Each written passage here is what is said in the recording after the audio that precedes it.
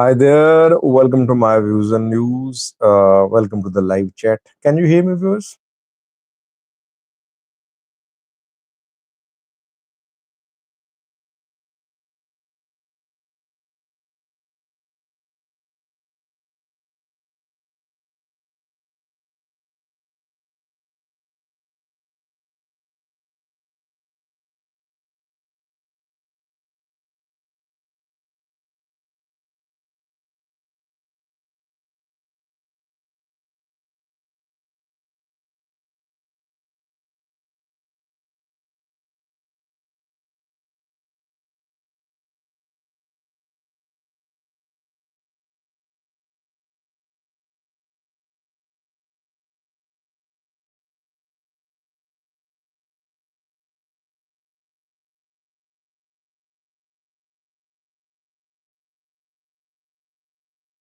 Thank you for responding with yes about the sound quality, about the audio quality.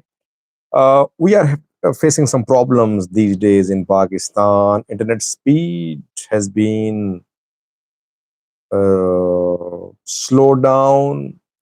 Floods have struck several parts of the country. That is why mobile network disruptions are happening. And internet speed was very slow a few hours ago. Now it's a little better. So that's why I asked about the audio quality. We can only press ahead with the live chat if audio quality is fine.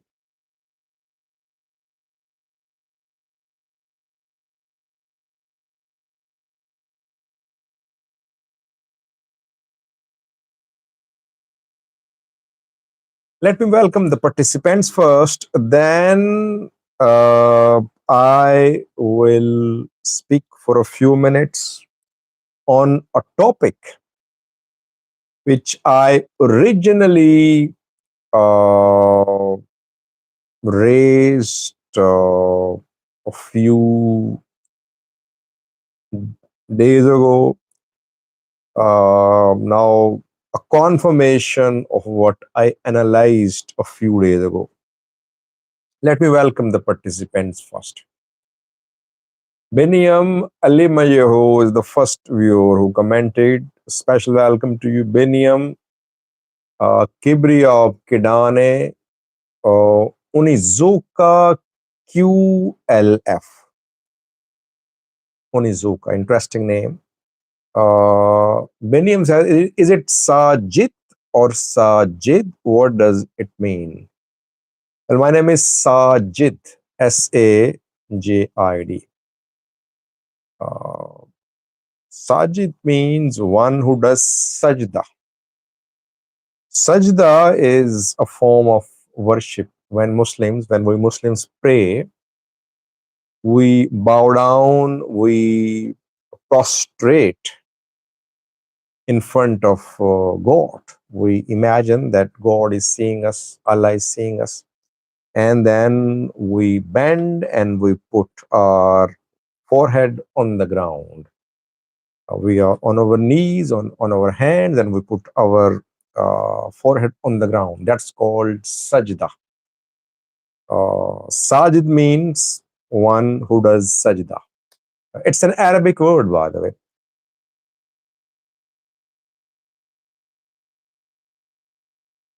Michael Aksom joined too. Dane Akobe here. Welcome, Dane. Mengistu Katilla says, you tell us wrong information about Fano and Ola joint, but you did not even apologize.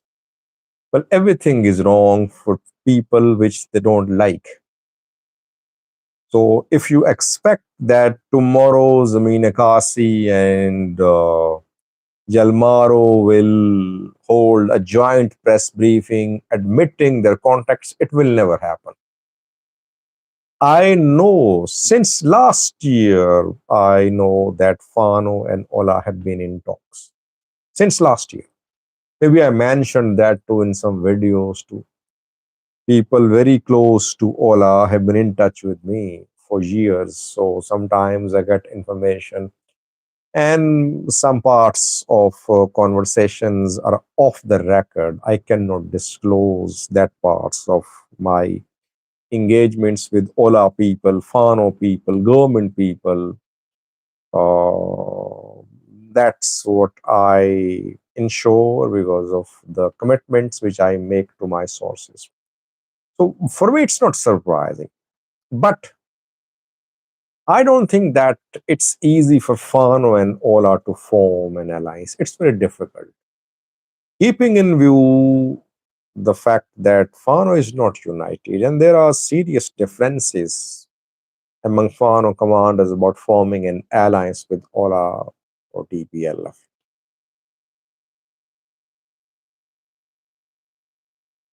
Dane says, Zenabo was in Alamata today. Did you see the video? Yeah, I'll do a special video on situation in southern Tigray tomorrow. I saw Zenabo Gebremedin's video when he went to Alamata. So while people were protesting in Macho, he was in Alamata.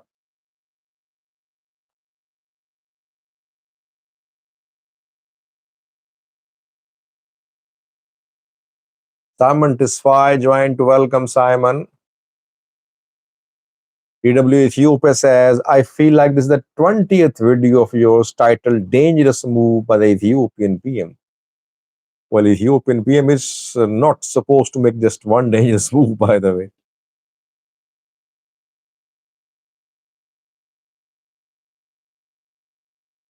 Let me start, viewers, a few minutes of my talk. Then you can ask questions, you can write comments.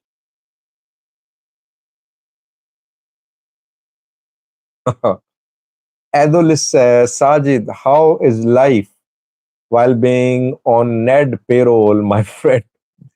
Not everyone is like Eddie Standard, by the way. They are known to be on the payroll of Ned, which is funded by the US. Uh, I will never compromise my integrity, by the way. Uh, this is not how I work. Money matters, but the money which you get dishonestly, it's not good for you, it's not good for your family. Because as Muslims, we believe we will be held accountable in the hereafter. After I die, I'll have to be accountable. So why should I earn money illegally for which I will be held accountable? Why? I mean, I don't need it. Even if I need money, I shouldn't earn it illegally. So I'm very clear about it, by the way. Whatever you people say, whatever accusations you level against me, whatever offers are made to me, nothing is going to work. Uh, Quality of reporting could be criticized. Mistakes could happen, which I admit, which I correct.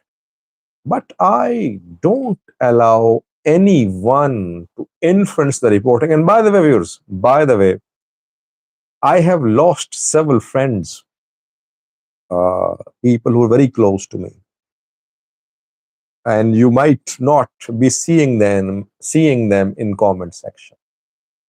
People who were very close to me, we had real engagement. We used to discuss our family affairs too. But I lost them. Why? Because the day I realized that they were trying to influence my content, the selection of content, I distanced myself from them. Or when they were disappointed, they distanced themselves from me. Uh, I miss them, to be honest, because I was sincere with them. But uh, but if someone wanted to use me and now they're disappointed, they should be disappointed. I don't let anyone influence the content, the quality of the reporting. But viewers can say anything, so I cannot stop you from uh, making such claims. Sammy has joined too. Mike Jones here.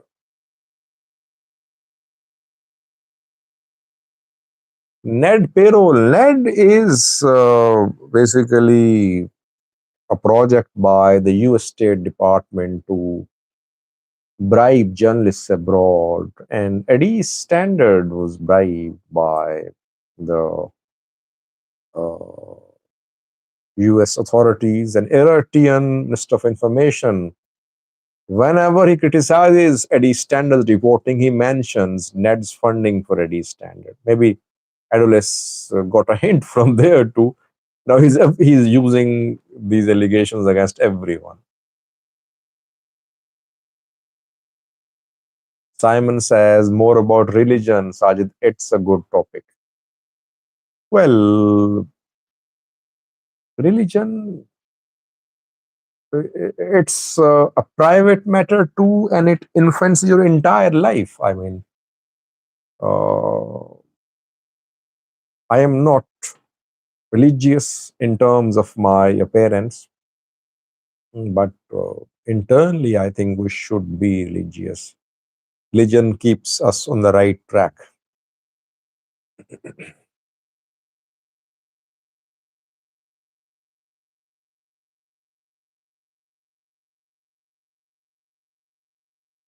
Thank you, Beniam.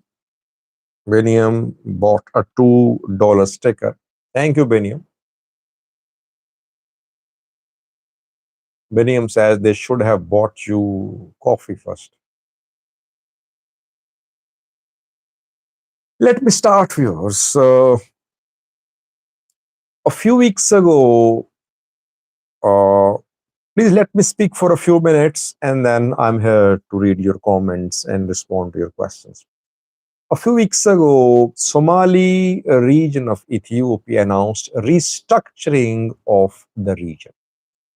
New zones, new cities were established. Mustafa Umar government announced that restructuring. But immediately after the announcement of restructuring, protests erupted in the Somali region. Let me welcome Peace and Love too. Welcome, Peace and Love. Peace and Love is a member too. Special welcome to you, Peace and Love. So, after the restructuring in the Somali region, protests erupted in the Somali region and in the Oromia region.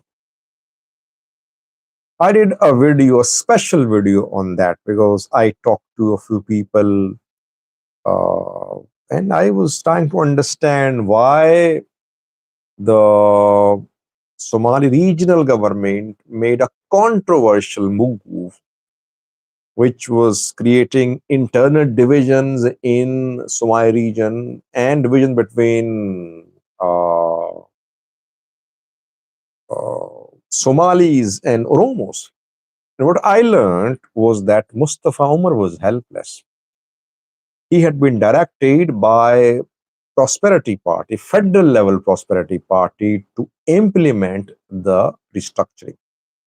And then I told you that restructuring was done with an agenda by the federal government to pit Oromos against Somalis.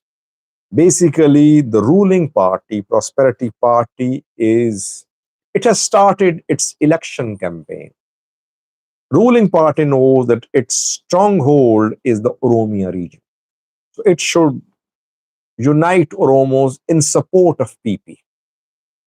And one way the PP is using to unite Oromos is by terrorizing Oromos, is by telling Oromos that you are under threat, that other ethnic groups in other regions are after you. They want to weaken you, they want to divide you. That's why unite.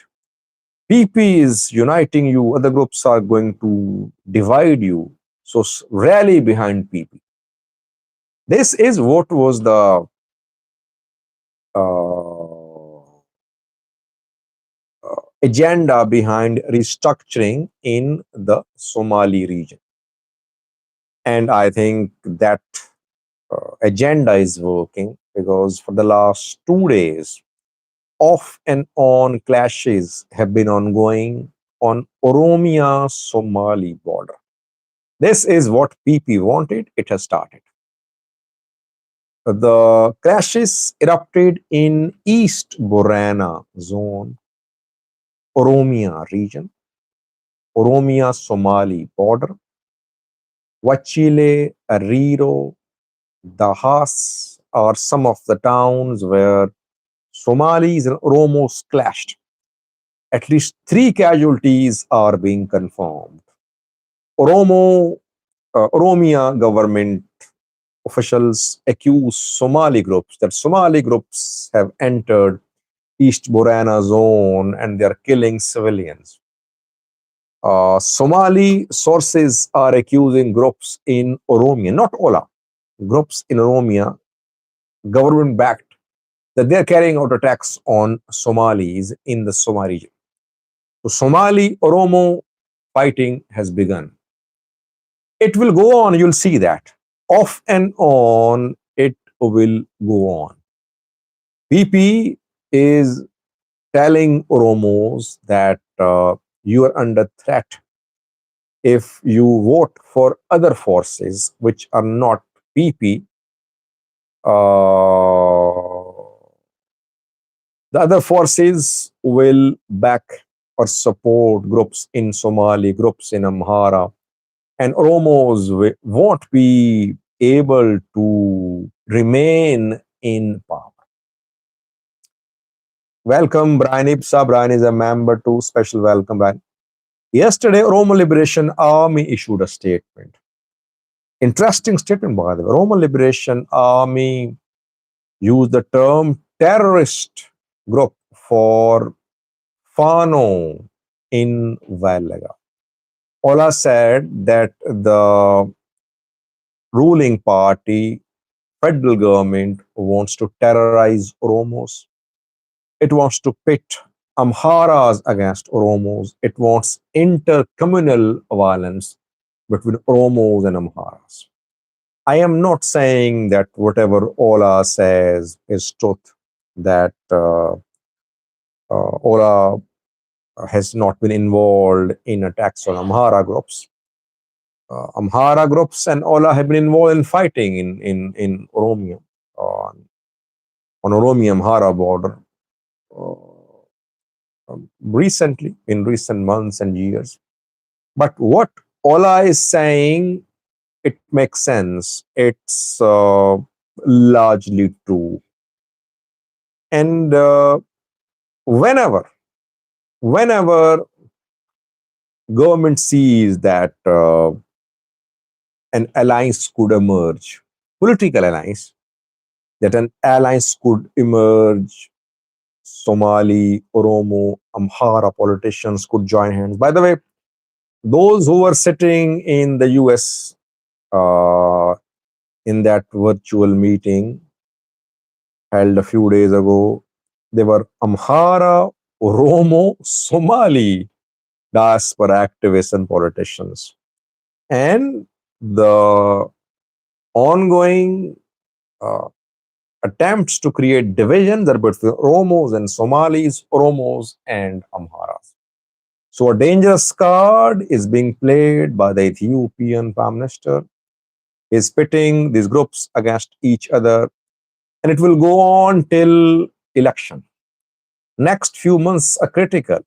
Government will inaugurate mega projects. Fighting in Amhara will continue. Fighting in Oromia will continue. Government won't let Oromo, Amhara, Somalis unite. Conflict and uncertainty in Tigray will continue. So government wants an uncertainty, atmosphere of unpredictability, so that no opposition front is established. And in such an atmosphere, the government wants to hold next election. That is why the developments on Oromia Somali border, developments in Valaga, Developments on Oromia Amhara border should be seen in the broader perspective of the upcoming election. I have been urging Ethiopian opposition politicians since last year. When no one was talking about election, I was telling these politicians to sit, to form an alliance, which is their democratic right to set aside differences, to make joint demands for making next election free, fair, and transparent. Back then, people said, Sajid, you just are thinking too much. You're thinking too much ahead. I mean, election more than a year away. People is not thinking about election. You just pluck news out of thin air. But now people are realizing, politicians are realizing too that they need to unite. And now they're trying to make efforts, but it's difficult for them to unite. There are issues, and so far they want to unite, keeping themselves safe, being in a safe location away from Ethiopia. Overall, so far we can say PP has started its dangerous election campaign, which will lead to more conflicts, more divisions, more unrest in Ethiopia in coming days, weeks, and months.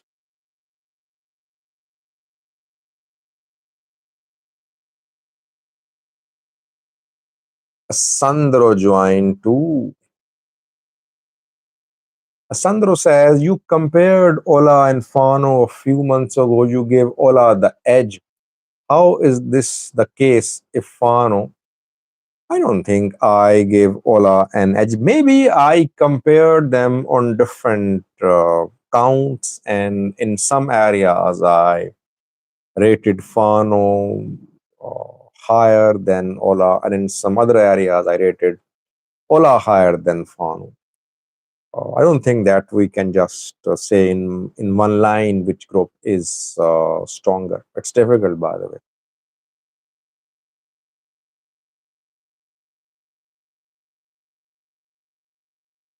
Simon says, I think there is more likelihood for a war than election. Well, this is what the government wants. It wants instability.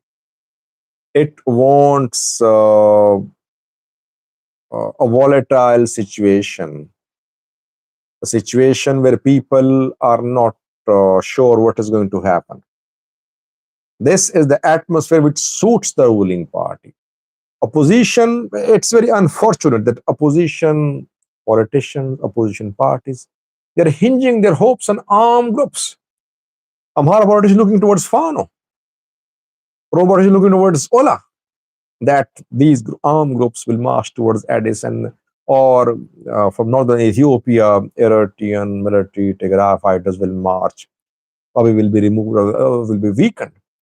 Politicians think like politicians. They need to behave like politicians. They need to create consensus.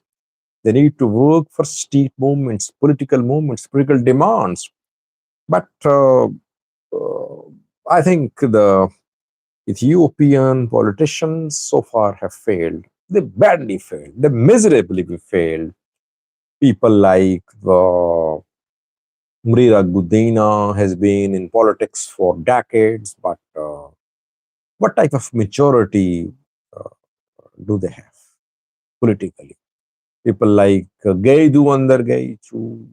Jawar is relatively new, but there are big names who are actually very disappointing. Liddeto is trying to re-emerge as an opposition figure who can unite opposition. The man does have vast experience, perhaps the more experienced, though he was accused of being a friendly opposition to TPLF.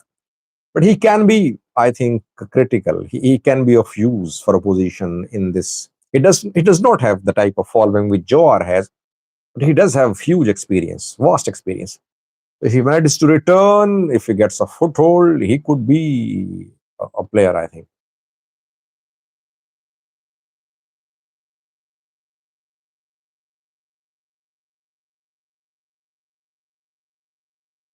TE said, do you think this division could backfire on PP? Yes, it will backfire if opposition groups, politicians, and parties unite. If they say no to divisions and if they set aside the differences, the strategy of PP will definitely backfire. So that so far it's not backfiring because we are seeing statements like statements by ONLF, OFC, others. They are just supporting the groups they represent. They are criticizing other ethnic groups. The strategy of divide and rule by PP is working so far.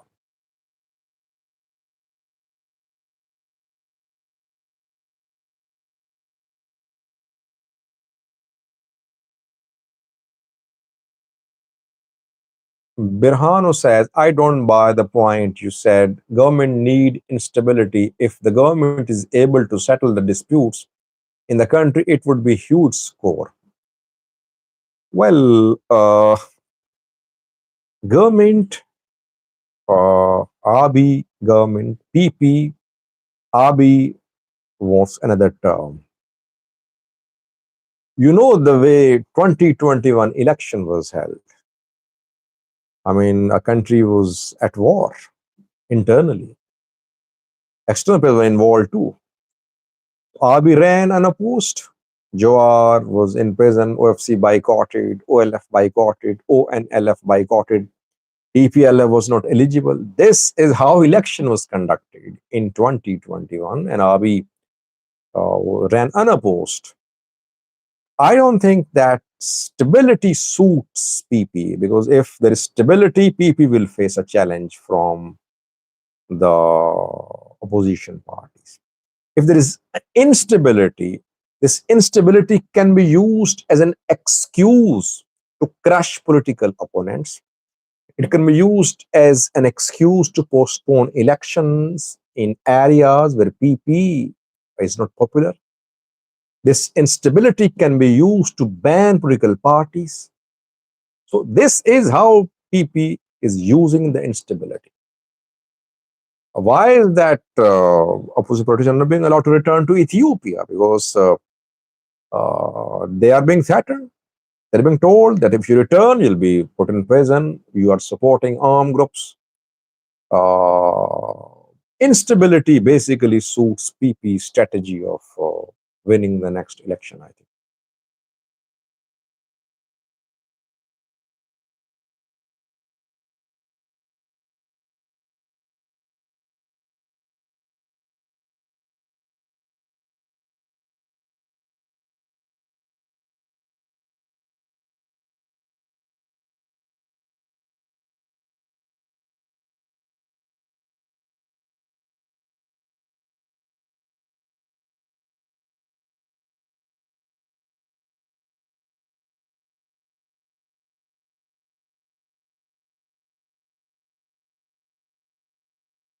Matthew says, how can you say PP be divisive when it is multi ethnic at the regional and party level?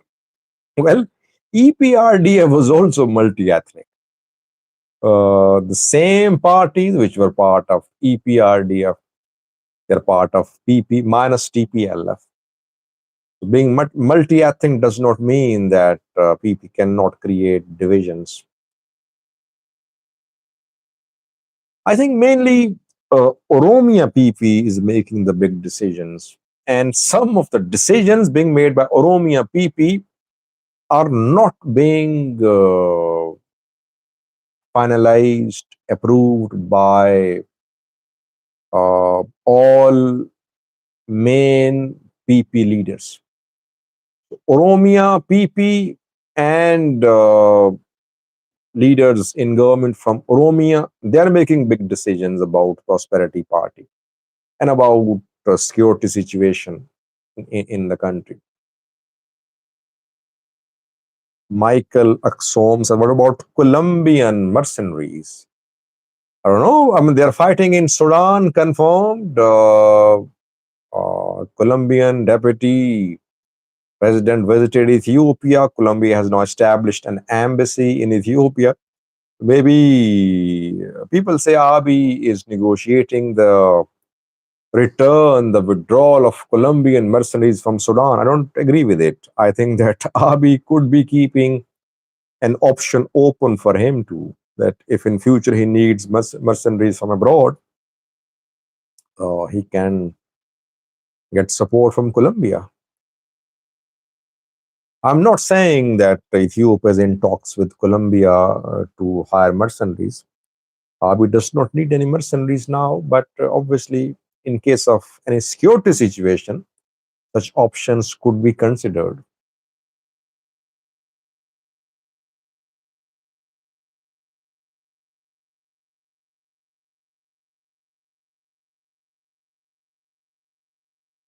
With 33 minutes have passed. Thank you for watching. We should end the live chat. Do write your views in comment section. I mean, I shared my analysis with you, what PP is doing. That's analysis, and it's based on observation, based on talk with people, based on sources, input. Uh, but you people know about your leaders more than I do, maybe because you are living there, you're from that country, you know local languages. I would request you do write your uh, views, your analysis in comment section. Do you agree? Do you disagree with me? And what is your view about the restructuring in the Somali region, about Oromia's Somali border fighting, and about Vallega Fano, which Ola is calling a terrorist entity? Thanks for watching, viewers. I'll try to be back tomorrow for this week's second live chat. Thank you for joining. Good to be. It was good to be with you. See you tomorrow. Bye bye.